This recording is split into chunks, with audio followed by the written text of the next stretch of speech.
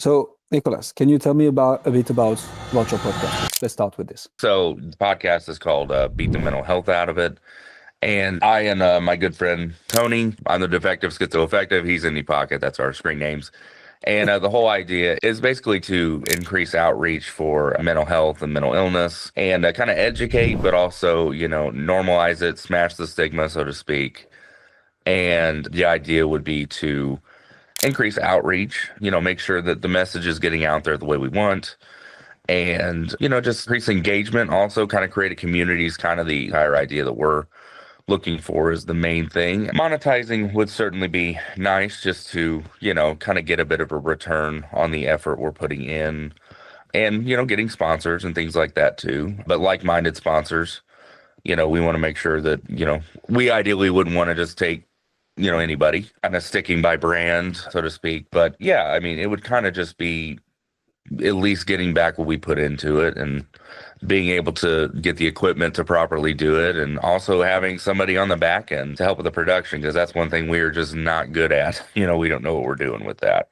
So kind of a big ask, from whoever was to, help with that. So I love this. Okay, so beat the mental health out of it. First of all, that's a great name. So you want to increase, reach for mental health and mental illness, and like increase awareness around this. You want to create that community, and by monetizing the podcast with like-minded sponsors. I think you mentioned a bit earlier potentially some merch as well, right? That you could. yes, we have a lot of merch ideas. Yeah. Right. And you're wondering also how to optimize production, either how to spend as little time as possible to do it, or having an external service provider do it for you. Either way, or at least having the know-how to do some of it on our end too. Yeah. And I got to admit, having some potential, bigger name people interviewed on it would be great too. That's not exactly the entire shtick. We also want everyday people too, but people unfortunately don't watch everyday people a lot. So, you got to kind of play the game that way too. But 100%. yeah, gotcha. Okay. I know it's a big ask. I know it's a lot to, request from. No, but that's good. I mean, you have ambition for the show, right? That does make sense. Okay, talk to me a bit about numbers. So right now, I think you are, what is it, 10, 14 episodes in? I don't remember exactly how many episodes. We are 10. We're 10 in. Yeah, 10 in. Right. Mm-hmm. 10 episodes in. Okay, so talk to me a bit about numbers. So let's start with classic downloads and views. Like, where are you at right now? As far as like interviews we have, so you have 10 episodes live. How many downloads do you get on average per episode? Where are you at right now? How many views on YouTube as well, right? Yeah, we're on YouTube. I mean, YouTube, we're not doing very well. That's definitely the one because we record the videos. I'd love to take off on YouTube for sure. And one thing I didn't know is that I wasn't aware that YouTube was the biggest podcasting platform. I'd always heard it was audio. That's what people were doing, but I had no idea it was YouTube. So that's great information I already got from you. So wouldn't have thought that. Just logically thinking, I wouldn't have thought that. The reason you're saying that, Nicholas, right, and for the people watching the video is in January 2025, YouTube claimed 1 billion podcast listeners and 400 million on TV sets. For context, Spotify, which is the biggest platform, depends on the month. Like this month, it's Apple Podcast, but they are usually like pretty much tied with like Spotify with slightly more downloads. Spotify in November 2024 claimed 120 million podcast listeners. So that means that YouTube is almost 10x that. Now, the numbers might be a bit inflated, right? Because you play a video for 1 second, it counts as a view. That's not really how the podcast world works. Right. But still, even if it's like inflated 2 times, 3 folds, 4 folds, it's still massive. So we cannot overlook YouTube indeed, which is why you say this. I'm on the YouTube page right now, right? And so I'm seeing somewhere between 2 and 15 views per episode. Basically, that's what we're looking at. Is that correct? Absolutely. Oh, yeah. Yep. Accurate. Yep. Cool. Actually, you're publishing on YouTube, so that's an interesting one. You're publishing the video with a thumbnail, which is pretty much similar to the podcast artwork. And you also have the automatic YouTube extracting the file from the RSS feed and publishing it as a static image video, accounting for a bit more views. So actually, your number of views on YouTube is about 20 views per episode. Okay. Yeah, I got you. Mm-hmm. So that's 20 views per episode on YouTube. What about podcast platforms? So how much traction are you getting there? Definitely more. I couldn't tell you the exact number on that one. I don't know if you're able to get that or. So that would be in your podcast hosting platform. Which platform do you use to publish the podcast? We're on Buzzsprout right now. Oh, okay, that's a good one. Yeah, I know the numbers aren't where we want them for sure. I That's don't right. have my phone to look, but they're not what we want. Definitely, the more the merrier. But definitely, 100%. YouTube is where we really want to capitalize for sure because we record the videos, and I think you get so much more out of our videos than you do Yeah. even just listening. So just to have an idea, right? Are we talking slightly bigger numbers than YouTube, way bigger numbers than YouTube? Is it more or less the same or slightly below? Like to your best guesstimation, would it be like 20 downloads per episode, 30, 40, 100, It's it's 200? it's probably in the 50 to 60 per episode on Buzzsprout. Not too bad. That's not too bad for a starting podcast, right? So 50 to 60 downloads per episode plus the views. So that's anywhere between 70 and 80 views total per episode right now. Okay. Right. Cool. Talk to me about impressions outside of the podcast hosting platform. So I'm pulling up the analysis again, just to have an idea. But like, how much are you doing on social media from the podcast, on short form content, and so on? Do you have any metrics on this? As like views, I mean, I'll say the shorts do really well. We're talking anywhere. I'd say we have some that are more in like the 100 range, but we have some that get up to close to 1,000 or a little over. Well, I definitely kind of tracked what subjects, get the most views. And I mean, I don't know if you want me to share the subjects exactly because I can, but I don't know if that matters. But, I've definitely been trying to keep track of what subjects are resonating. And I can tell you pretty clearly what is. Okay, so you do publish on social media, right? And you have some clips sometimes doing good on TikTok, YouTube, and Instagram as well. You're posting, right? So some clips will get 100 views, but some will get about 2,000 views. So social media is reasonably active. How many clips do you do per episode? Do you have an idea? Well, I mean, I use Opus Clip, which I know you picked up on right away. And I'd say, honestly, I try to make 30 to 40 per episode. I've got a backlog of like 250 clips ready Okay. to go. It's been a challenge to schedule them. I'm not great at scheduling them all great, That's as far difficulty. as, and then, the other thing is, I don't know if you notice, is my friend Tony and I, have our drumming videos that kind of are a companion to the theme of the podcast, which frankly, those do far better than the podcast stuff. But kind of the idea would have them under the same umbrella. And actually, the company we're getting to sponsor us that we're in talks with now is a drumming company. So that's nice too. That was the genesis of this whole thing. So that's absolutely perfect. So that's a good transition. So social media, you're active right now. The difficulty is more in like scheduling everything consistently, but you have Opus Clip to produce tons of clips, which means you're not going to get the highest number of views possible. You're not going to get millions, but it's a good way to generate short form content and to get some content out. Let's talk about monetization. So right now you're at zero, right? You don't make any money with the podcast. Zero, yes. Yeah. But so what's the objective then? Let's talk a bit about where you'd like to be money-wise with the show, where you'd like to be downloads-wise as well, right? In terms of reach and impact that you'd like to have on people, positive impact, of course. Like let's take a 12-month time horizon, right? 1 year from now, where would you like the podcast to be in terms of downloads, views, social media impressions, and of course, money making? I mean, my thing would be, with the views, I never thought about the exact number. I mean, but I have to say, the whole concept of the podcast is about, bringing people together and things like that. So the more the merrier. I don't know what a typical podcast does. I mean, I know like the big guys like Rogan and them, are doing millions. I don't expect to ever hit that point, not even close. But it would be nice to create a community. I don't have a number in mind. I don't know what's realistic for what we're doing. Unfortunately, I can't exactly answer that, if that's sad to say, I know. But what I can answer as far as monetization is, we, like I said, we've got a ton of merch ideas. And, I don't know that we have any quote unquote services to sell. I know that hurts right there. I'm sure we could brainstorm that, I guess. But honestly, kind of talking, I would split this, half and half with my co-host, be about that. But I got to say, we'd probably want to ideally pull, in an ideal world, 10 grand each a month out of it. I don't think that doesn't seem realistic. I don't know on that. I'm new to this whole game. But, having sponsors and then doing the merch, I mean, I don't know how realistic all that is. But I got to tell you, number one thing for me would honestly be to at least be able to purchase the equipment to do it to the level of quality we want. That would be bare minimum. So I don't know what that, I mean, probably 1,000 a month for both of us would do that. Obviously, I work out of an iPad and a Rode mic. I don't have great, equipment. So, you know, bare minimum would be just to afford the equipment and maybe some programs to do it properly. Ideal world would probably be for Tony and I to be able to have 10 grand each. That's before taxes. But Right. You cannot avoid those ones. So, but that's actually a good thing to work from. So we are talking about 20K. Sorry, we are talking about 20K US dollars per month, right? So let's Right, do a bit right. of reverse engineering on this. So as I mentioned to you earlier, right? Yeah. Kind of 4 ways to monetize the podcast. And for people watching us right now, that could be useful as well. So way number one to make money with the podcast is through ad insertion. So we call this static or dynamic ads insertion. And it's basically going to a platform like Buzzsprout and say, hey, look, I have an episode of like 1 hour. I want to put in 3 ads in there. So one at the beginning, one in the middle, one at the end.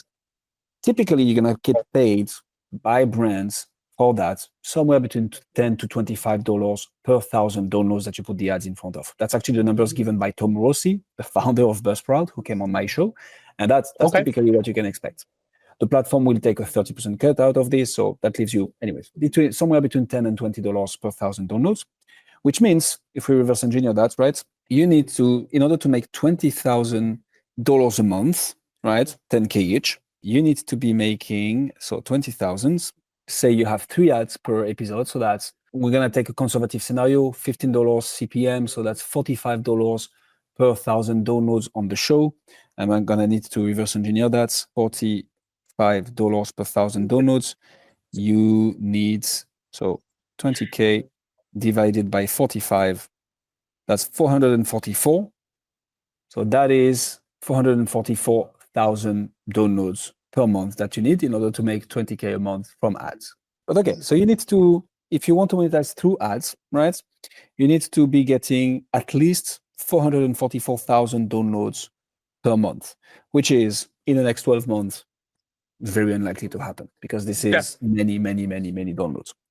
Right. That's the first way. So the second way is to have a subscription-based podcast. So you have the podcast for free, but then you redirect people towards a Patreon or a Buy Me a Coffee or a whatever it is, right? Subscription-based offer where you need to produce more content to incentivize people to give you money, right? That's between $5 and $10 per month, for instance. Right. So here again, you can expect maybe 1% of the audience to click on the landing page and 30% of those to convert. So that means in order to get, let's say, so you need $20,000 per month. That is at a $10 a month offer. That is 2,000 people. So you need 2,000 people to pay you. 2,000 divided by 0.3. You need to get it in front of 6,666. And you need, and that's... Well, that's a bad number. Right?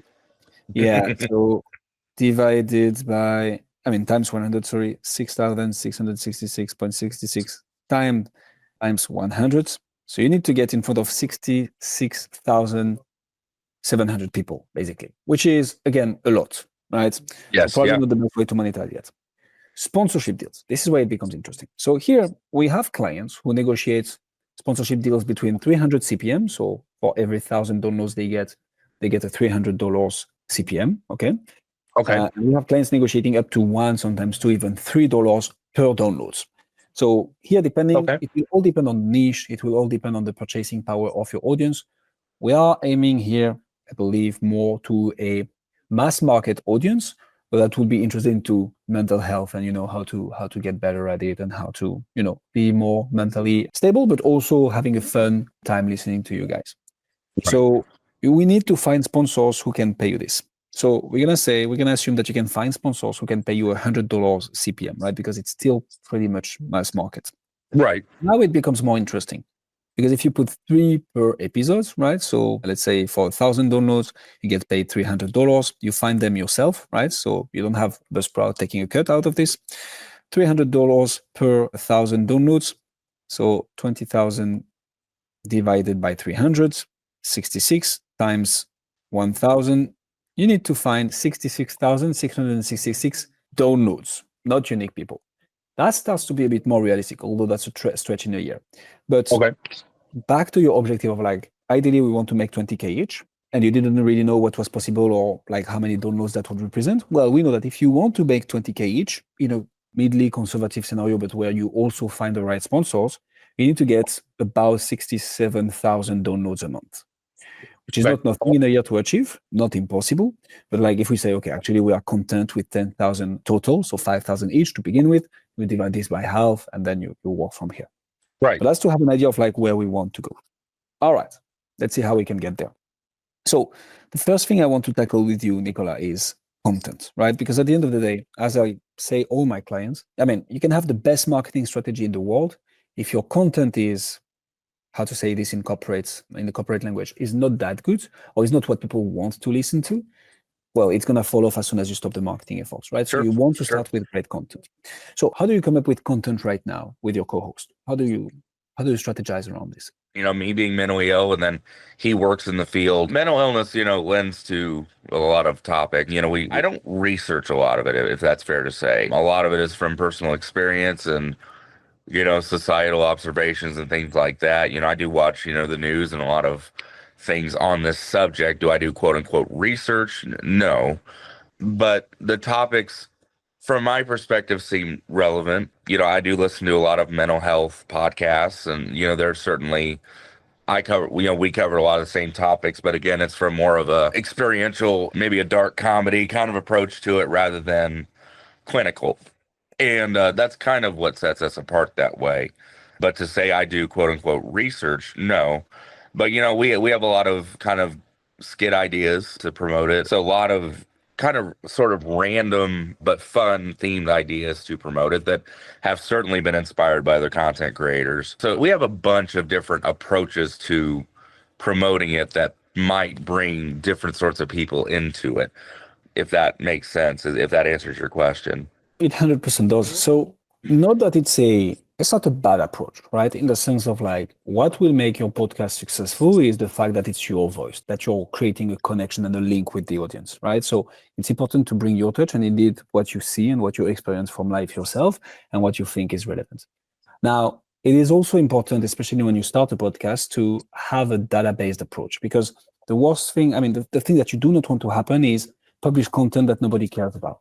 So there is an intersection between your experience, what you've done and observed from societal experimentation, right, and observation, and what people actually want to listen to. And that's where you want to meet. That's what you want to do. A few tools that we look at to understand what type of content we need to release, right? And that's how we base ourselves to advise our client on like, hey, this is what people are looking for. These are the topics that we want to hit on. So this is a tool called Answer the Public, right, from MP Digital. And you have a free version. If you pay a few bucks a month, you can get the full access to it. It's super, super good. And basically, it will tell you type in a research, right? So a keyword, use 1-2 keywords for best results. I've based myself in the US right now using English language, obviously. And I've typed mental health, right? And here we have access to 134 questions around mental health that people frequently ask. And you will have a ranking of those based on number of researchers. You can see like how many research you get per month on this specific term. You will see how many people are willing to pay to get at the top of the searches for this. So that's more for people marketing stuff. But like, see why mental health is important, 590 researchers. So you have here the questions that people who are interested into mental health are currently looking for right now. Meaning, if you design episodes around those specific keywords, you're sure to hit home. You told me that right now you're getting 50 to 60 downloads per month, right? And about 20 views per episode on YouTube by just doing what you think is right. But if you start basing yourself on volumes of people looking for specific terms, you can demultiply this. You can literally make sure that you have lots of downloads because you are releasing content on what people are currently looking for. Now, it needs to be it needs to be discovered. It needs to be marketed, right? We're going to get to this. But that's the base work that you need to do if you really want to make an impact with your podcast and grow it. No, that's a great resource. Yeah. Fantastic. So answerthepublic.com, definitely recommend it. Google Trends as well, right? So there are a ton of great resources and great insights to be taken from Google Trends. So here again, and you see that it's a growing trend, so that's interesting. 17 million searches per month, right? Like that's huge. So it's a huge field. And here you can see again, what are the keywords associated with this? Typically health, mental health awareness month. So you know that it can be a bit seasonal as well. Like it gives you again an idea of like what you need to be talking about to not just aim, like randomly, but target something very specific. Yeah, Other yeah. tools that you might want to look into, right? Google Keywords Planner, social medias as well, right? Type mental health on social media, see what pops up, see what video really get the highest number of views. So, okay, they treated that specific topic in that video. Maybe we should hit on it in the episodes and like create content around this. Okay. Social media trends, Reddit communities, right? Look for Reddit communities talking about mental health. So you research exactly what people are asking and debating around. So you will really have an idea of, hey, those are the things that we need to hit on. And Quora's forums as well. Like Quora's questions are gold mines of knowledge where you can see, oh, okay, people are asking those questions. Let's actually, interact with those people, propose some podcast episodes around this. So you are sure that your content will be consumed because you are releasing content about what people want to hear about. Yeah, yeah. That's the first piece. So I understand that you go with the flow right now, which is also important because you want to have your touch. But like if you really want to grow to a point where you can hope to make $20,000 a month, which is a stretch, but like that's the objective, you need to release content that people actually want to consume. You can't just go for what you think is right. And then within those, so if we look at the 134 questions on Answer the Public, right? Now you can like go for the ones that you feel you have a particular edge or a particular value add that you can talk about, right? So maybe it won't be how mental health affects physical health, but more like how mental health affects daily life. This one, you're like, oh, I actually have a great anecdote and a great experience with this one. Let's talk about it on the show. That's how you want to position yourself. Yeah, I love it. I got to tell you, just looking at the questions I can see, we could answer most of those. That's really cool. I didn't even know about that resource. Here we go. And now you know exactly what you need to hit on to do what you love, but also make sure that you produce the right content. That's great. Cool. So that is for content. Then you mentioned also the guests, right? So let's talk about this. Who would you like to be on the show? Like, what's your guest strategy right now? Right now, we've, mostly had people we know who legit have, different approaches or mental health struggles. And that's been great. It's been a great experience. We've also reached out. There's one social media, he's one of the biggest social media drummers right now that we just did an interview with, and that went great. And he's agreed to promote it on his end that he was on it. And then we reached out to another friend who's also really popular in Australia, another drummer there. The idea is to get people kind of all walks. We're drummers ourselves, so obviously it's fun for us to get kind of that sort of crowd. But I don't know if I need to drop names of, ideal guests. I don't know if that's important, but Not necessarily. But the idea would be to get, actors who are really advocates for mental health, or, musicians. It'd be kind of that sort of thing, or directors, or, that kind of thing. Or, certainly to get certain non-for-profit, groups on there. I think Tony and I've kind of discussed if, professionals as far as psychiatrists or whatever wanted to get on there, we wouldn't be against it. But again, our shtick isn't really about the professional side of things, the clinical side. It is pretty much purely about experience. So admittedly, we'd like to stick with that vibe. That's just what we do. If that answers your question, that's kind of what we would shoot for. 100% love it. You have a few guests in mind, so drummers, musicians, directors. So it's very much focused in the artistic world and like the music production and movie and like that, which is great. So having great guests on the show, and by great guests, I mean obviously people who will bring value to your audience, but also who have an audience that you can tap into by releasing a podcast with them, is one of the best ways to grow a podcast. Like that's all the studies say it's like the number 2 ways to advertise a podcast. First, number 1 is content. Are you talking about content that people want to listen to? But like guest is the second most important criteria. And so here it's important to, again, have fun whilst you record your episodes, right? That's going to be a critical factor. But you also want to make sure that eventually you're going to be able to tap in a bit into their audience or like benefit from their fame. So here, what I would do if I were you is I would have a list of guests indeed, of like a wish list. So people that you know are going to come on the show, friends of yours, acquaintances, people who have great insights for your audience. But I would also have like a 200-300 guest lists of like ideal guests for the show. And you rank them with their reach. So how many followers do they have on social media? Are they releasing content regularly? Like, do they already go on podcasts, right? To make it easier for you to reach out to them. But if you're able to, in your niche, again, in mental health, right? Like mental health experts, I know the premises of your podcast is not like medical based, as we stated at the beginning of the video, which is super important. But you might want from time to time to have those big time people come on the show as well, to associate your image with them and then tap into the audience and be like, hey, if you want a bit of a different take of like everyday people and like, people who just share genuine experiences who you might be able to relate to, come on our show more often and like listen to us and you might get something out of it. So Okay. guest is super important in that manner. If you make a list of 300 people, and if you have a 10% reply rate and a 5% positive reply rate, that's still like 15 high quality guests that you can get on the show who will Sure. help you grow the podcast. And if you match this with the content research that you've done and you talk about things that people want to listen to, not only will you tap into your guest audience, you will also be like, guys, I'm talking about something that you are all asking about with an expert on that topic. And this is where the magic happens. Yeah, I got you. Podcast growth. So for the guests, I would definitely do this. At the beginning, try to get as many guests as possible. So your friends, people you know, acquaintances is great, because then you can go to those specialists and be like, hey, I have a podcast where we talk every day or every week about this topic. Look, we already have those guests. Great success with that episode because we hit on this particular topic. Sorry, would love to have you on the show. Okay. So that's how you can get like guests that helps you grow the podcast. Does that make sense? Oh, absolutely. I love that idea. Can I ask, like, if you have any ideas about how to reach out to people like that? I mean, is it like through socials? Is it like through Insta? Like, how would you contact certain people? And I know, the reply rate's probably going to be pretty low. They're probably getting bombarded with, things. But what would be your approach to at least reaching out to people to have the best chance of getting responses? Do you have any? That's such a great question. So let's actually dive into the technical aspects of it. So what we like to do is we first start with an email, right? So the subject line needs to be simple, targeted, and personalized. So, hey, come share your mental health expertise on the Beat the Mental Health Out of It, right? Podcast.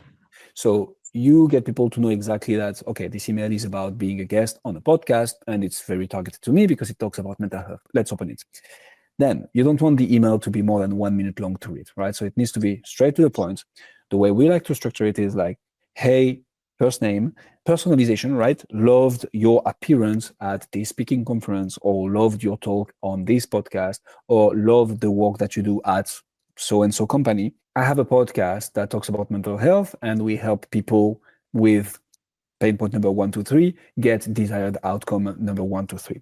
And we think that you would be a great guest to come and share your value to our audience. Then you explain what's in it for them, right? So we have an audience of that many people, and we are going to create great assets out of the episode that you can repost yourself, right? So that's, hey, this is what's in it for you. And then you can do a bit of an ego bait as well, right? If you had previous guests and if you had previous episodes with guests working well, you can be like, by the way, I had so-and-so, who is an industry colleague of yours, on the podcast, talk about this, and this. The episode did absolutely great, but I would love to get your take on it. And this way, you personalize your approach, you explain what's in it for them, right? And you say a bit like, hey, like people like you who do same things as you, who look like you, who smell like you, do this. They come on my podcast and share their expertise. So come do the same. And that's a very high open and positive reply rate to this type of approach. Okay. Then so I would make it easy for them, right? So if they say, yes, interested, you send them a Calendly link and you're like, okay, so I'm available that day and that day. Would any of those time slots work for you? If not, no worries. Let me know what's your availability. And if it's easier for you, you can use this Calendly link. So like it's connected to your calendar. They can pick a time slot at their best convenience. So it's like it's easy to talk to you. You do the pre-brief call and then you book in an interview. If you don't get great success from the first few emails, so like have a few follow-ups, right? 2-3 days after, saying, like, hey, dumping this one at the top of your inbox. Would love to have you on the show. Keep it succinct. If you don't have any success from this, try and reach out to them on social media. Now, again, there is a work to be done around where are those people, right? Because you might be using, say, Instagram a lot, but they might be using LinkedIn a lot, or they might be using X a lot, or they might be using TikTok a lot, whatever it is. So connect with them where they are the most active, where they have the highest likelihood of seeing your message. Bear in mind that if they have a big followership, which is what you aim for, they will have lots of people reaching out to them into DMs. So you also want to be very personalized, very targeted, and straight to the point. Like, hey, love your work with this, personalization. I thought you'd be a great guest to my podcast who talks about this, and this. If you want more info, let me know. Or just so you know, I've sent you an email a few days ago. Boom, and let them answer. So I would have that multi-channel approach once the email hasn't Okay. worked very much. That's for when you don't know people. The best way to get the greatest guest ever is to ask your existing guests after you interview them, hey, who do you know who could be a great guest on the podcast and bring great value to the audience? It's not like, do you know somebody? Because that's a yes, no question. Who do you know would be a great guest on the show? Worst case, they're like, okay, I don't know anybody. Best case, they say, oh, this one could be great. But don't leave it here. Say this. Would you mind doing a 3 ways introduction? Because this tends to have a higher likelihood of getting a positive answer, and that would help me get in touch with them. If they say no, that's all right. But best case scenario, you have a guest who knows somebody who's super qualified for your podcast. That works for lead generation, by the way. And they make the introduction. And you're not the one reaching out to them saying, hey, come on my podcast. They get a referral from a friend of theirs introducing your podcast. Much higher success rate. Yeah. And small parenthesis, if you develop an offer, Nicolas, or like for anybody trying to generate leads with their podcast, that's the best way to generate leads with the podcast. You invite high authority guests or like ideal clients on your podcast. And then at the end of the interview, you do not say, do you want to buy my stuff? You say, hey, who do you know would be a great guest on the podcast, who is like you and who's as awesome as you? You get a 3 ways referral, and this is not a sales pitch. It works like a charm, but also to get great guests, which is your objective here, Nicolas. Yeah, I love that. That's helpful right there. I gotta say, one thing that I'm terrible about, which you probably got even when we talked before, is that I'm incredibly long-winded. So, the emails I have been sending, admittedly, have been a mile long. Great approach. I never would have thought that, because I thought, gosh, I got to detail exactly what I'm doing, the approach, and my life and your life. Yeah, boy, that's a big one right there. Got to admit, that's a great tip there for sure. I've been botching that approach for sure. Yeah. Nice. Glad it's useful. And yes, I can confirm that with the message that you sent us to first. Which that was like very descriptive. I was like, man, at least this guy is motivated. But for somebody who's like, you're getting in the middle of the mailbox for, you might want to keep things succinct. So that's a very important point, actually. I will start doing that. No, that's a great tip there. Great tip. Fantastic. Okay, so we covered content, we covered guests. Now you have the greatest content in the space and you have the greatest guests in the space. How do we make sure that people find you? So discoverability is going to be super important here. What is discoverability? Discoverability is beat the mental health out of it. For the people who do not know the exact podcast name, how do they find you, right? So this is all going to be a matter of SEO and discoverability. So if we take your podcast right now, Nicolas, right? We're going to find, so beat the mental health out of it. I'm going to actually share my screen on Apple Podcasts, right? Just to show you what you want to be doing. So you have to bear in mind, and you watching this as well, is that Apple Podcasts and Spotify are platforms that were first music platforms, right? So the way this works is people used to type in their favorite singer, right? Or their favorite song in the exact name of the song and find exactly what they were looking for. This is how those platforms have been designed in the first place. And whilst it's evolving, it's still very much based on, for the marketers out there, an exact keyword match. So if people don't type in beat the mental health out of it, basically nobody's going to find your podcast right now. What you want to be doing is, for the title of the podcast in the podcast platform, so that's something you can do in Buzzsprout, do not name it beat the mental health out of it, ! But name it beat the mental health out of it, ! Interviews and discussions around mental health, why mental health is important. The keyword research that you've done, make sure that the main keywords of what people will be looking for when they will try and find your content are going to type in. Okay? Gotcha. So, okay. Interview, discussion about mental health, why mental health is important, impact of mental health. You can make the title as long as you want. It doesn't matter too much. What you don't want to do, though, is to change the title on the artwork. Keep the artwork simple, because this won't play a role in SEO anyways. Okay. That's for the title itself. Okay. And it needs to be based on data and content again. So do that research, right, religiously, of like, okay, what's happening in Answer the Public? What's happening in Google Trends? What's happening in Google Keyword Planner? What are the key terms that people are looking for mainly, so that you put them in your title and you have a higher likelihood of your podcast popping up when they look for those keywords. Okay. That's the first thing to do. Now, back to your point around, you like to have long-winded answers. Yeah. This is the show description right now. It's a bit long. People will spend 30 seconds maximum reading your show description, sorry. You want to keep it succinct. So again, you want to start with, this is who this podcast is for. This is what we talk about in the podcast. And then a call to action. You want insights on this? Listen to this episode or check out our website or go and listen to the show. That's it. Okay. Straight to the point. Yep, This is gotcha. way too long. And in the show description, you want to make sure that you have those keywords, again, to make sure that you pop up when people look for specific content. So here again, in this podcast, we talk about why mental health is important, or the impact of mental health on physical health, or what mental health condition qualify for disability. You see, maybe not this one, but you see what I mean? Like actual keyword-based show description as well. Okay. And last but certainly not least, same for the titles, right? So why do we hide who we really are? This is a great title because it makes me wonder, okay, so I know what this episode is about, right? It's about hiding who one might truly be. And it's asking the question, so it's triggering me to click on listen, right? But okay, let's take this one maybe. Echoes of Understanding, Alexei Krebs and the AI Connection. It's not very clear to me what the episode is about. Plus, it doesn't trigger me, right? It's not a question, it's not a list, it's not 5 ways to, it's not here is the reason why, here it's not like here's the secret why. This is what you want to play with the title. You want to trigger people into clicking play. Having the name of the guest in there is very good because it shows social proof. It shows that you have people on the podcast, but you want to have more titles like this and less titles like this. Okay. That's, this one is strong actually. Suicide, you are not a burden. This one is really strong. It's a strong statement.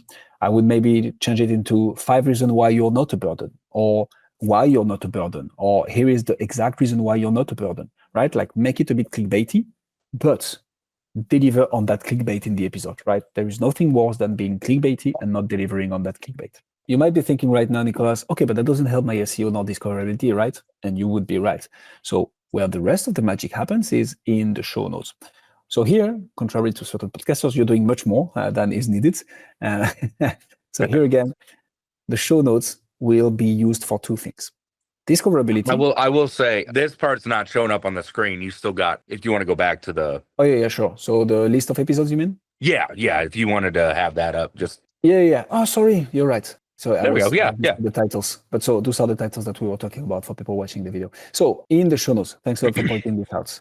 So in the show notes, what we want is optimize for 2 types of people. The first type of people are the ones who do not know anything about your podcast, do not even know you exist, right? But are looking for content around mental health.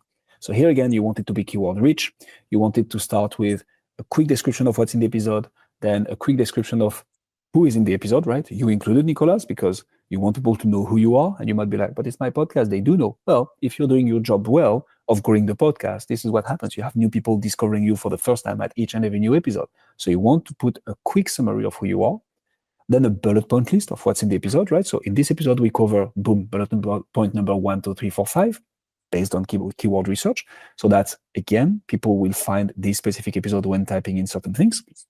And then something that you're kind of doing already, but that you need to make sure that you put and embed the link for, are links to our social medias, websites, and so on and so forth.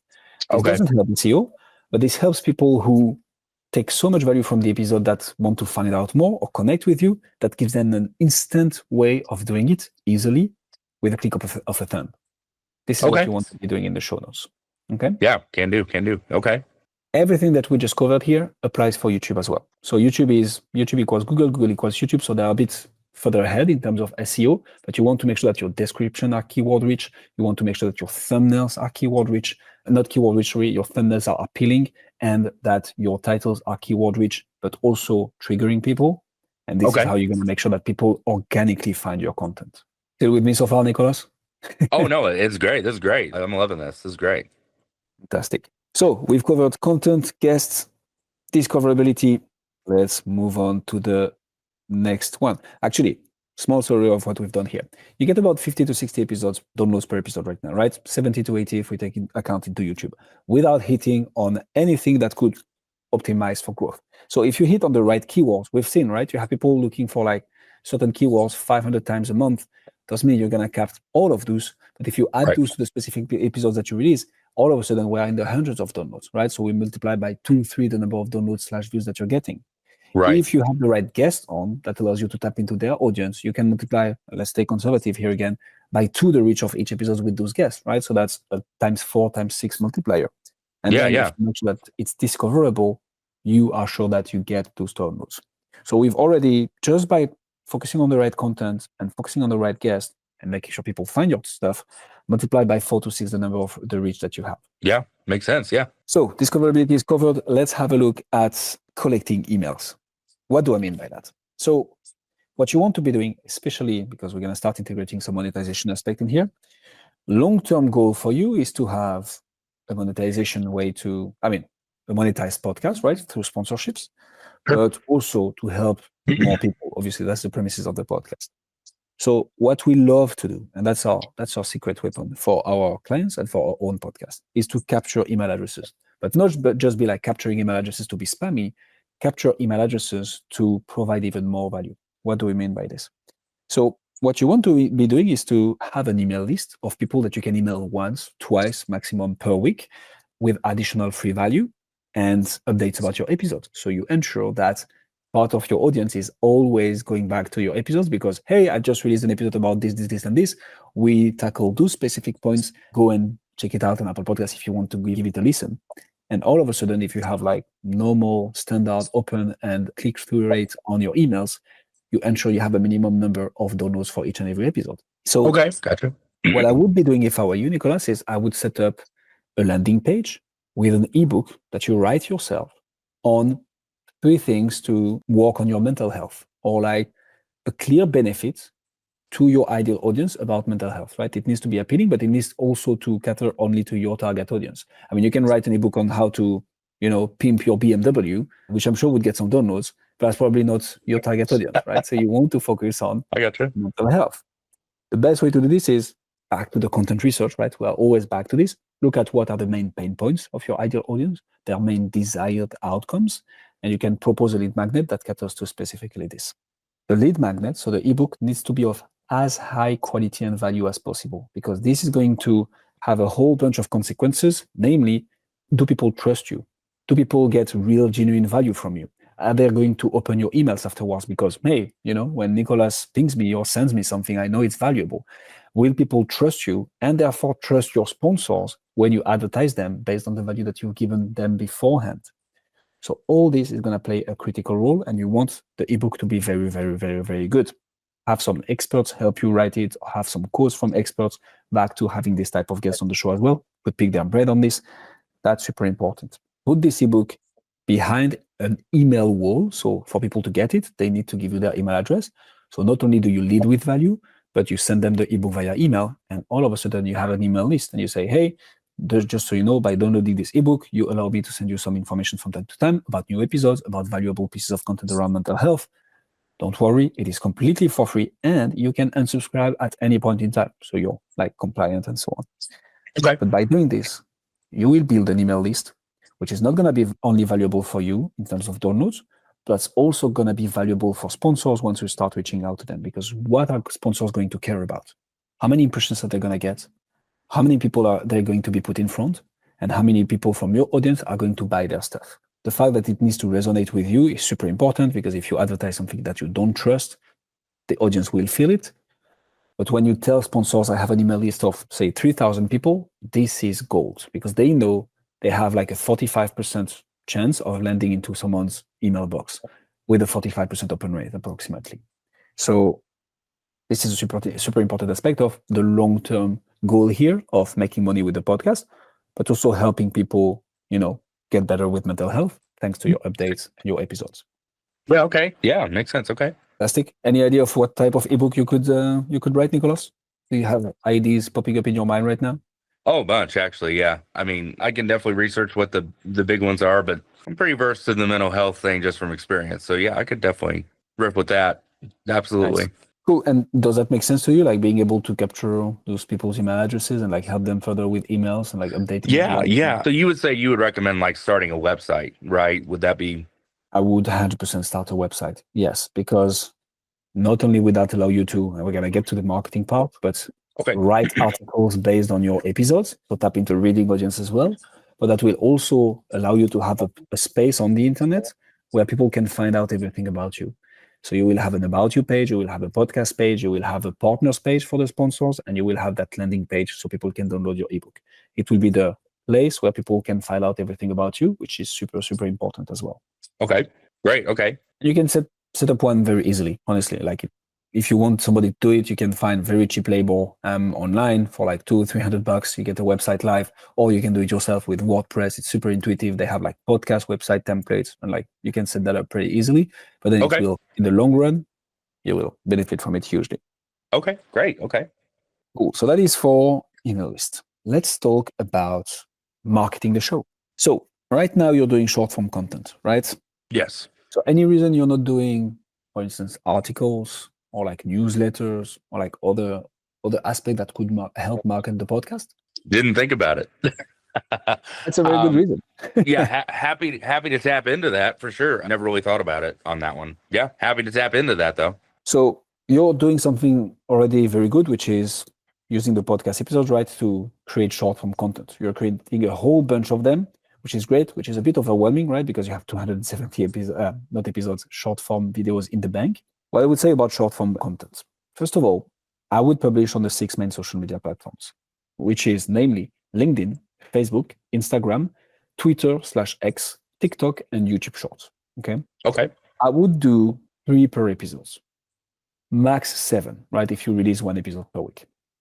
The reason I'm saying this is, yes, sure, you can make 30 per episode, but are you going to be realistically able to publish all this? And will that make even sense for your followers on social media? What you want is focus a bit more on the quality than the quantity here. Social media is a numbers game, so it's important to have that volume, which is why posting once a day is not actually that easy, but needs to be done. But you don't want to be publishing 10 times a day, right, on each platform. You want to be publishing once with short form content from the podcast properly selected. Putting the right hook at the beginning is super important, okay? You want to select the right 3 seconds from the snippets, put it at the beginning, because that's going to determine the success of your short form video, which is probably what's happening with the ones that you're getting. I don't remember how much you said, but like a few thousands, right? Yeah, we get between 1,000 and 2,000 from the really good ones, yeah. Which is fairly decent, right, for a beginning podcast. And that means that your content is great because you're not superstars, you're not renowned yet, but the fact that you get bad for that. So it means the content is good. So you need to do more of those that work well, and like don't try to do 10 a day. I would not recommend this. 6 main social media platforms, super important. Now a small disclaimer, because this is a discussion that I often have with podcasters. Publishing short form content isn't, in most of the cases, going to drive traffic towards the podcast and get you more downloads. Does that mean you shouldn't do it though?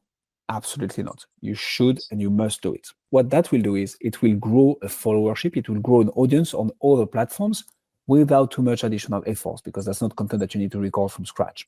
So doing it is super important, and you might have a small fraction of those people, especially when you get millions and millions of views, to go and check out the podcast.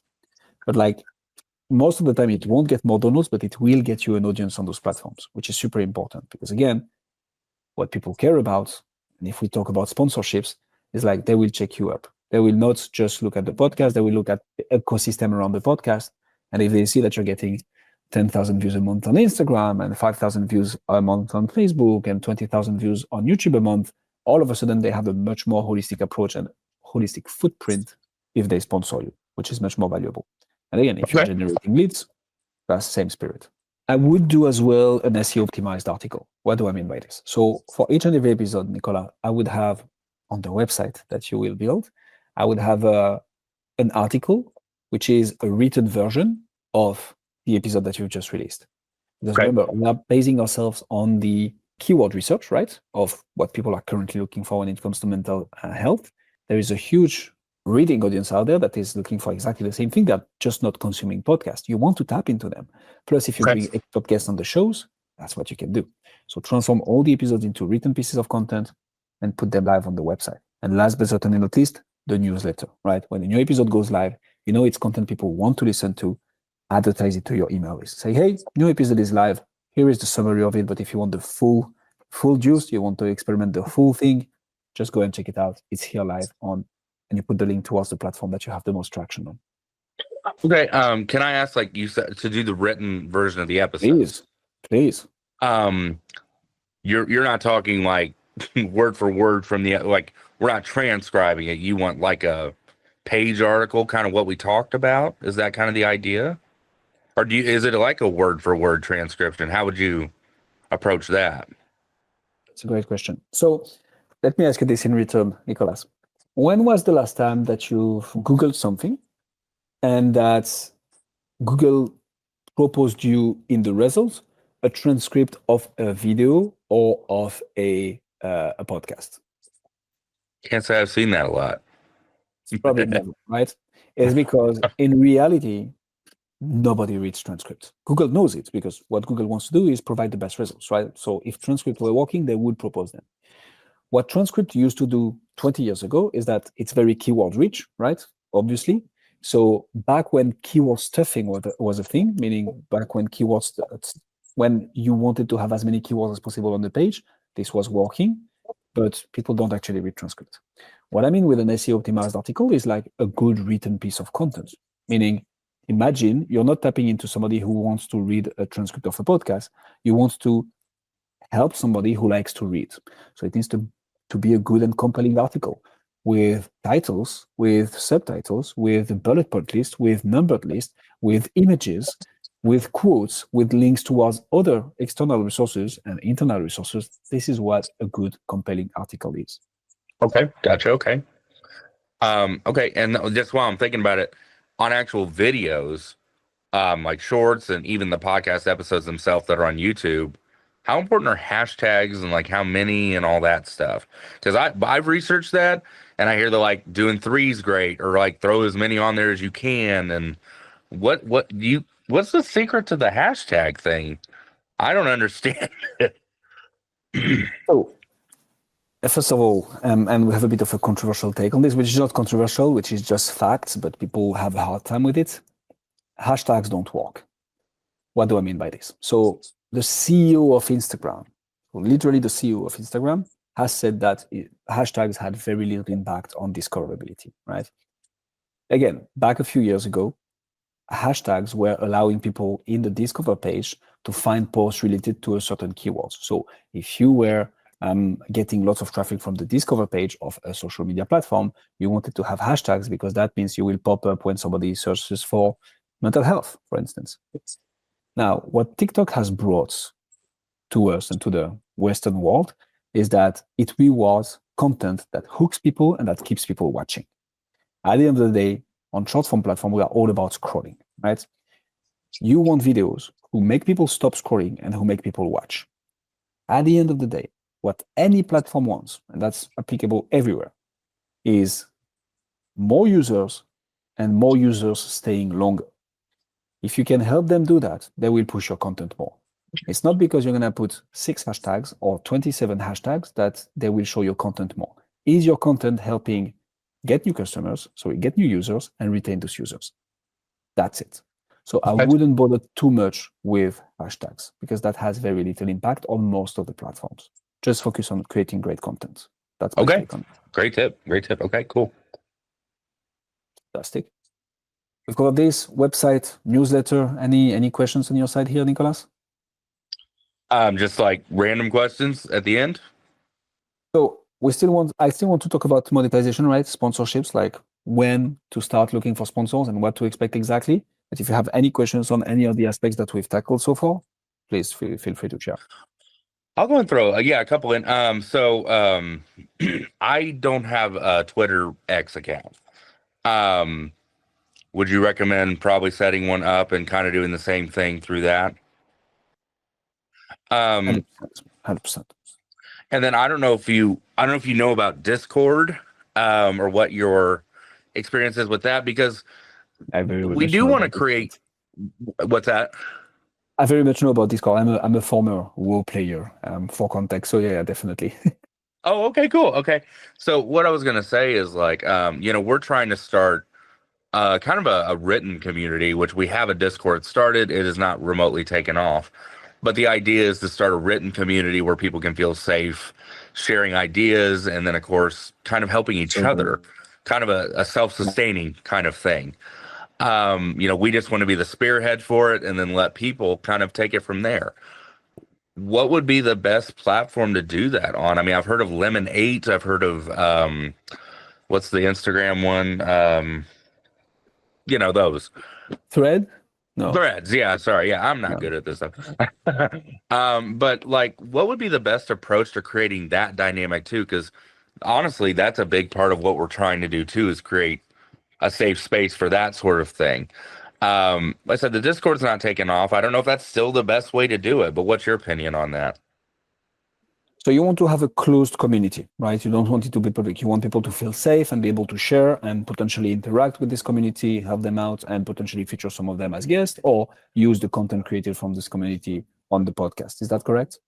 I mean, a closed community. I don't know if I put it quite like that, because we want everybody to have easy access to it. I guess it'd probably be difficult for the safety and the security aspect, maybe if it's totally open. But my thought is, I'd share a link to it, and if you're interested, go to it, kind of vibe. But I don't know the best approach to that to actually get people involved on it. So that's kind of what I would, want advice on, is that kind of specifically how to get people on that sort of thing and what platform is best for that. So, I mean, Discord is a good one. A Patreon is a good one. Like any platform that allows you to create basically a specific community. You have school communities that are good as well, could definitely do the job. Discord is probably the easiest to set up. It's free. You can control who accesses it, and you can like manage like this. You can have specific channels, some open to everybody, some not. I think Discord is a good call to begin with. We have a few podcasts who are also community based, who use Discord. A few are on Patreon for the paid aspects, but Discord is really, really good for what you seem to be wanting to do. Okay. Do you have a particular method to kind of push that? Is it just kind of advertising it as everything else, like putting in descriptions, like here's a clickable link right to it? Or is it pretty much that simple? We promote it in the podcast, like join the struggle bus is what we call it. Okay. So is that kind of good enough, but then put the link in the descriptions and things, just kind of that simple? Yes, it is that simple. So that would typically be an ad, right? An ad placement. But again, back to the different models, right? It is your product. So it's something that you own the delivery of, that it's your brand, it's you, it's your personal brand. So people have a much higher likelihood of converting. And I would treat it as any other ad, like in the middle of the episode, right? Hey guys, if you're still here after 20 minutes of us rambling, it's probably that because you're getting good value out of this. So if you'd like more, and if you'd like to join a community of like-minded people who look like you, who do the same things as you, who struggle with the same things as you, who have the same successes as you, who smell like you, go and check out, what is it, the struggle bus? No, Yeah, struggle bus is what we call it. Yeah. The struggle bus. Explain what it is. Like, it's a Discord channel where it's a safe space for everybody to share and to like help each other. Come and check it out. It's free. Just join it, and there you can start building your community. Yeah. Okay, and then one more thing I wanted to ask before we move on to the next subject is we and I just lost my train of thought. That's typical. Typical how it is. Let me ponder that. If I think of it, I might interject because it was an important one. But yeah, go ahead. I'm sorry. No worries at all. So look, as soon as it comes back, just let me know. One last thing that I want to hit on is how you're going to make money out of this, right? So let's summarize where we are right now. So we've laid down a clear plan to multiply by about 4 to 6 the audience that you have right now, right? We are far from the 66,000 downloads, but that's just based on delivering the right content, and we want to be conservative as well. Then Right. when you're going to start marketing it, right, you're not going to get necessarily more downloads from the short form content, but you can expect to get, if you regularly get those few thousand views per video, right, on 6 platforms times 3 on each social media, we are accounting for like hundreds of thousands of views each and every month right now, which happens for some of our clients because it is possible to hit those numbers. If you do the article and you start getting traffic as well, you can expect maybe as big, slightly equal audience that reads your content, that listens to your content, right? So we've multiplied by 4 to 6 times 2. That's about a times 10 reach. Okay. And then you have the newsletter, the email list, and so on. So that's helping grow the podcast, like organically, and it compounds. More people talk about it, more people engage with it. Right. How do we arrive to monetization? So you already have some good discussions going on, right? Which is absolutely great. What we like to be doing is to have a clear idea of who's listening to us. And you've nailed it with the Discord channel. If you manage to get a community of people in your Discord channel, not that you're going to sell them out, but you're going to be able to understand who's listening to you, so that when you go to sponsors and you're like, look, I have an audience of that type of people who do this, who have this problem and who have this desired outcome. Like, they can be your ideal clients. I believe in your product, so I will talk about it. How much are you willing to pay me? And this is how you can get much higher and much better paying sponsorship deals than the ad placement. And from this, so if you manage to get, let's say, 10,000 downloads a month at some point, right? And you get $100 sponsorship deals per 1,000 downloads, and you find, let's say, like 4 or 5 sponsors that you rotate between each and every of them, right? So you have 3 per episode. So that's 3 times 300. 3 times 100, sorry. That's 300. That's it. That you put in front of 10,000 downloads. So that is times 10. So you're making $3,000 out of the podcast. And you start good money out of it. And you're helping more people. And you're helping companies make money. And you have this vicious circle again of podcast content around mental illness. Sorry, mental health, not mental illness. Oh, it's both. It's both. You're fine to say that. I mean, boy, this is great. Okay, I did want to mention, I do remember the question. Podcast length. We are all over the place with that. Is that important to stick kind of try to stick to a length? Because I do want to mention that we're not the whole idea is that we're not overly structured. We want people, especially interviews, to go as long as they organically go. Same when Tony and I, talk to get. We don't really want to be like, oh, we're hitting that hour point, unless you recommend that. The other thing we really don't want to do, we don't really like the idea of editing episodes down. And I don't know what you think about that either. We like to keep the conversation flowing and organic. And I mean, we're pretty good at talking to each other and keeping each other rolling. And same with the interviews we've done so far. The only thing we do offer to our guests, is hey, if we always let our guests vet the episode 100%. So if there's something that came out in the conversation you're not comfortable with, we can edit it out. That's not a problem. We haven't had to do that so far, but there's high profile guests that might not want certain things out there. I imagine. So what is your opinion about length and like editing the episodes themselves, knowing what our shtick is, what our idea is? And that's another great question. So let's put a bit of context here. The most successful podcasts in the world are all on average more than 1 hour and a half long. Joe Rogan's podcast, the most listened to podcast in the world, by far, 5 years consecutive, 2 hours and 38 minutes on average. Okay, so a very long episode can do very well. Now, does it mean you need to do this? Absolutely not. It's all going to be a matter of like, who's your audience? What are they coming for? And where do you lose them? So that's where you want to be looking at analytics, right? So open your Spotify analytics, open your Apple Podcast analytics, see where people drop. Do people stop listening after 20 minutes? Do people stop listening after 40 minutes? Do people listen to the whole hour and 30 and want more of this? And this will give you a good idea of like, your audience expects this or not. Base yourself on what your audience is telling you without telling it to you, but by acting, right? There is this famous anecdote about Netflix, right? Asking you, did you like this show or not? We will make more recommendations according to it, and then completely disregarding your opinion and just basing themselves on what you actually consume on the platform. It's exactly the same system with podcasts.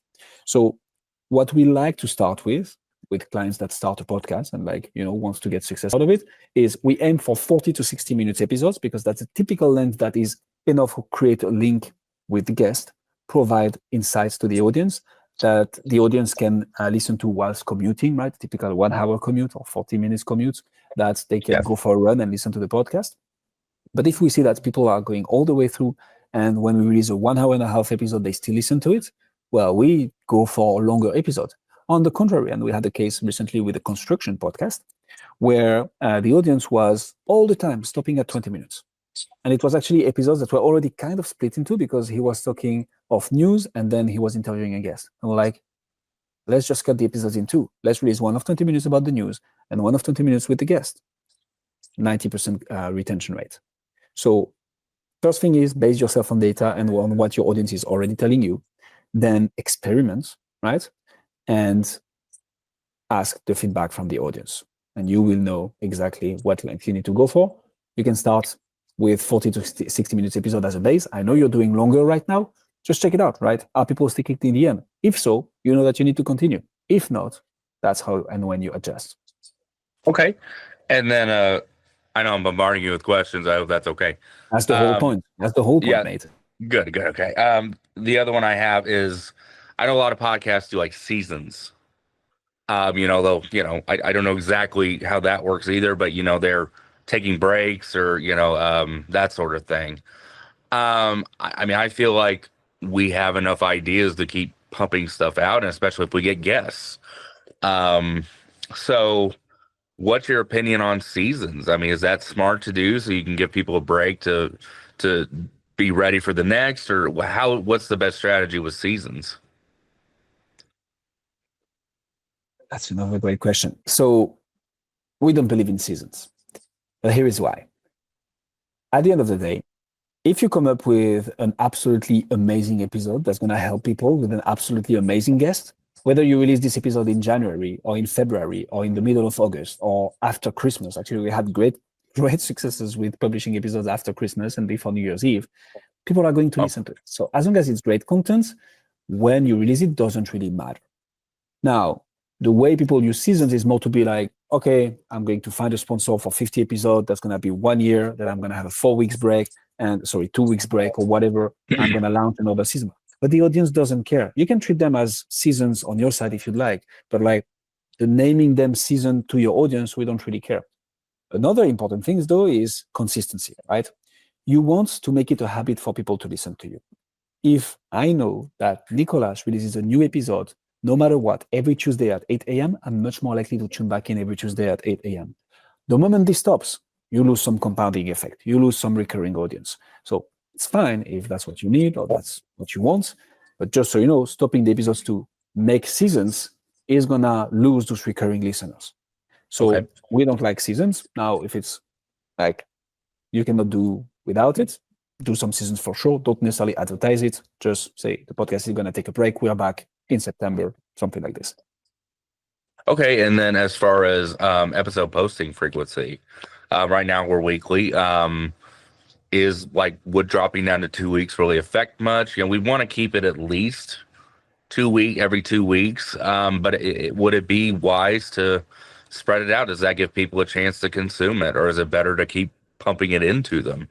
What's your thought on that? So, man, I love this. The greatest success that we've had are with podcasts that are publishing 2 episodes per week. And the great news is that we've experimented everything with also our own podcast. So the bare minimum we recommend our clients do, especially very big B2B businesses, for instance, who do not have time, basically, it's like the bare minimum is 2 episodes a month. Okay. If you don't do that, we're not going to be able to help, because it's like you're not going to get the momentum that you want. You're not going to get the compounding effect of a podcast. And sure, you will find people to help you out, but we're not going to get the result that we want you to have with only 1 episode per month or less than 2 episodes per month.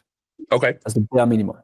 1 episode per week is the sweet spot between, it's not too hard. It's relatively okay to come up with 1 episode per week. It is some work, but it's relatively okay. Okay. If that's your full-time thing, you can go for 2 episodes a week. We've been as far as 4 episodes per week, but we've seen a decreasing marginal impact, meaning we're releasing 1 episode per week. We're getting like $2,000 a month. We went up to 2 episodes a week. We went to $4,500 a month, so more than double. We went to 4 episodes a week, and we got to $5,000 a month. Because actually, more content doesn't mean that people have time to consume more content. Right. It impacted positively because we still got more downloads, but marginally the effort wasn't bringing the return on investment. Yeah, I get you. Yeah. Now, again, for context, with that being said, Joe Rogan releases 1 episode per day, and he's perfectly fine.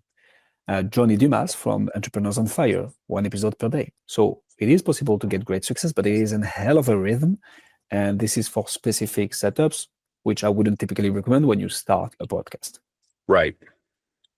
That doesn't really help, Nicolas, does it? So No, should I actually wait it does. No, actually that does, because it's episode? like that gives us something to shoot for. I mean, the other thing is like, Tony and I do, as the episodes together. Um, I listen to Bill Burr's podcast. I love it. And what he does is wherever he is, he kind of just does it. He never misses a beat. And, it's from what I understand, he started doing just Mondays, and then he does the Thursdays, and he's done that for a while. But my thought, let me ask you this, I feel like I have plenty to rant about just on my own. What would be the idea of like Mondays releasing Tony and I, and then hell, like on Thursdays, throwing in one of mine that would be shorter, or like Tony could do that. Is that a good idea to kind of mix up the content too? Like, is that a good idea, or kind of keeping it Tony and I, Tony and I, Tony and I? What's your thought on that? Good test. So I would typically say the more the merrier. So if you can do that on like Friday Bites, for instance, or like Thursday Throwback with just one of you two, just go ahead and test. See if people appreciate it. See if people consume it. See if you're not overwhelming the audience. I don't think so. Like with 2 episodes a week, you won't be overwhelming the audience. And that's actually a great idea. But you need to stay consistent with it then. If you say, okay, we're going to release 2 episodes a week, Monday, Tony and you, and on Thursday, just you, then you need to stick to it. Because if 1 week doesn't have 2 episodes, or like on a month, I only had 6 episodes, not 8, it's going to start being bizarre. And again, you're losing the audience. When should I come back? When should I listen to the episodes? Gotcha. So, Okay. a great idea. Test and see. But if you do it, stay consistent and get the long-term compounding effects of it. Okay. Okay. And then, so as far as like going live, like on TikTok or Insta, like going live with your audience, what's the benefit? Would you say that's a good thing to try to schedule? Like, hey, I go live on such and such date every week. Is that a benefit to promoting the podcast, or even, developing that community? Is that worth putting the time into, do you think? Lives have, like everything, pros and cons, right? Pros, you're going to be able to engage with an audience live. People see the real you, the authentic you. With proper editing afterwards, you can turn that into a good podcast episode. So it has this. Now, live also requires doing it at the right time, coming heavily prepared, right? Because you don't want to be rambling on a live. In a normal episode that is not live, you can edit out stuff and like make sure that it's all polished and good looking. On a live, you can. So you need to be a bit more prepared.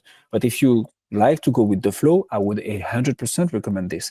Worst case, you get nobody to join the lives to begin with. But then as you get podcast listeners who then learn that you have lives and be like, hey, I would like to actually ask my questions to Nicolas live about mental health, then will start showing up and you compound. And then you're like, guys, you missed it, or you arrive only for the last 10 minutes. Do not worry. In 2 weeks' time, this episode will be published on my show, on my podcast. Go and check it out. And if you want more, go on the Struggle Bus. That's the name? That's the name, right? Yeah. Yeah. So I would, Great tip. if Okay. you can, I would definitely do that. Yeah. Okay. Awesome. Well, we can do that too. Okay. Honestly, other than like getting to kind of how to market the merch, kind of thing, I think we can move, if that's okay, unless you have anything to add to that. But I know you wanted to move on to the next subject. I just want to definitely get on to kind of marketing the merch and kind of the benefit of that thing too. But so, I mean, most of it would lean into kind of like the shirts and like, we have a ton of like goofy designs and stuff like that, but play into our brand. And I think we've got some unique designs with that. I don't know if you have any insight as far as, promoting that, or even production or things like that. I don't know what your experience is with all that, but certainly insight on that would be helpful. I know people sell stuff on Etsy and TikTok, and of course through their websites is what I see a bunch of. I've definitely bought a lot through people's websites. So as far as like, even, I don't know if you have an idea on production, like how to do that, in an intelligent way. Any insight on that one? 100%. So first thing is, I'm a podcaster and a marketer. Any question you have on marketing and podcast, I can help. I do not produce merch, so I wouldn't be able to help here. So that's out of the table. For the production part. Now, for the advertisement and how to potentially sell merch. So I'm going to answer your question, and then I'm going to offer a different perspective. So the best way to sell merch is to advertise it the same way you would advertise a sponsor or your own product. It's just talking about it, right? In a non-pushy, non-salesy way, such as, so you have the merch, right? You have it set up on the website, let's see, whatever it is, and on the podcast and in your written content and on your social media, you're like, guys, hope you enjoy the podcast. Please do get all the value from it. Share it with a friend if you think that can help them. By the way, if you want to support us financially, but still get something out of it, not just donation, just so you know, we have some merch that you can buy. It's cool. We make sure that we focus on eco-friendly materials and that, everybody is treated well. It's not high margin, but it helps us make the podcast live. And it's a good piece of, gear for you if you'd like it. I would treat it as is. And it's you see who people want to buy. You can have some discount codes from time to time. You're listener of the pod for that many time. Just go enter the struggle bus and you get a 20% discount. You can make operations with your sales operations, with your Discord channel as well. But there is the whole ecosystem that you can articulate around this. That's how I would position it. Now, I want to add something about merch. We don't like merch for a few reasons. First one is it's actually very low margin, meaning for you to actually make life-changing or at least good money from it, it's going to be a lot of work, a lot of sales, and it's budgets your audience allocates to this that they do not allocate elsewhere. What do I mean by this? Okay. We have this. So very early when we started all this with Hussam, my co-founder, we came up with a notion that we call the audience goodwill, right? The audience comes on your podcast to get value. So they come to listen to you, talk about mental health and how to, get better at it. If you start having some ads in it, nobody likes ads at the end of the day. If those are targeted ones, meaning that are relevant to them, that can actually help them, it might be okay. Right? But it's still a bit of a, you have a pile of goodwill, and having some ads will remove some of them. The worst you can do is be start the first 5 minutes of the podcast, talk about a product that is completely irrelevant, I don't know, chocolate, so that can be good for mental health. I don't know, insurances, right? And for 5 minutes, you talk about insurances. And then you have an other ad for trucks. I'm just throwing something out there. No, I get you, yeah. Here, you're losing all the goodwill. People will leave the episode, never come back. So you want to always make sure that you give more than you ask the audience. When you give free value, when you have great episodes about mental health, you're giving them value. You build up your stack of goodwill. As soon as you start bringing sponsors in and ads in, yes, it will help a lot of people. So most of them will not care at all, but some of them will be it's not like it used to be, right? He's having some ads in there and some sponsors in there. But that's also what allows you to make it more sustainable, right? Financially, that's also what allows you to make a living out of it. So it's like a trade-off that you're willing to make. When you start selling merch and advertising your merch, on which you're not going to make a lot of money because you need to sell a truck ton to make good money out of it, you're going to consume some of the audience's goodwill without a high return on investment on this. And that's goodwill that you cannot retarget towards potential sponsors or the Discord channel, or if you start helping people and selling them services or coachings or trainings, whatever it is at a later stage, well, you've lost all that goodwill because you wanted to advertise your merch. So I would tread very carefully with merch, because in the best of the worlds, you're going to sell some, but not going to make lots of money. But you're going to for sure bite into this audience's goodwill. That's our take on merch. Okay. So, I mean, we were kind of thinking T-shirts and things like that. So if we scale that back, what would you say about something as simple as freaking stickers or something? I mean, we have so many random kind of fun design ideas. And yeah, I mean, shirts I know would be a big production thing and all that. I mean, what about even adding free stickers that are bumper stickers or something kind of idea? Because the idea would be, an image that's fun, that represents what we do, but also shameless advertising too. What's your thought even on something that simple? And if that seems frivolous too, then we wouldn't do it. What's your thought on that? So again, the best answer I can give you, Nicolas, is test, right? Okay. Test it, yeah. Advertise it, see how much traction you get out of it, right? When you talk about it in the episodes, be very careful about the retention rate, right? So release the episode, wait a month, and then look at when you talked about the ad and see how many people you lost there. If you lost 40% of the audience, I would stop immediately. If you see a 10% drop, but then people join back because they just, clicked on the move forward 15 seconds button in Spotify and Apple Podcast, then keep it in here. Again, selling stickers, you're not going to make lots of money out of it, right? But if it's more for the community, fun aspect of it, go for it. What you can do. So we have a client doing this, actually. They do have merch. They do not advertise it at all on the podcast, but they have a website where lots of people go because they've become big in their industry. And there is some merch in there, meaning, hey, you want some this podcast merch? Here it is. T-shirts, hats, like cap, they do really well. Some stickers, sure, that why not? But it's not pushed, right? It's pulled, meaning people consume the content for a while. They end up on the website, they find out more, and they found out by themselves that they can purchase merch. And there it can work, as long as there is no stock like cost. There it can work because you have this pull effect. You didn't push your product, and you're actually selling some goodies with a good enough margin so that it makes sense to you. That's how I would personally approach it. Yeah, and that makes sense. That's kind of what I was thinking, is not even pushing the merch on the podcast, but like, yeah, what you said. Yeah, I like that idea. Yeah, okay. So as far as the episodes that are already posted, would it be a good idea to go back and rename, like redo the descriptions, or do they need to stay as is, redo the thumbnails? I mean, is it okay to go back and adjust those to kind of the specifications you gave? So I would go for the highest return on time investment. For me, the highest return on your time investment right now is researching your content, finding great guests, making sure you're discoverable. So apply all the SEO advice that we've talked, right? Make sure that you set up this landing page discoverability and email list capture. Make sure that you market the podcast properly and get tons of downloads. Once you have nailed all this, if you have a bit of time on your hands, because you're going to start getting people asking you stuff because you have a great podcast, if you still have time on your hand, sure, go back to the previous episode and change it.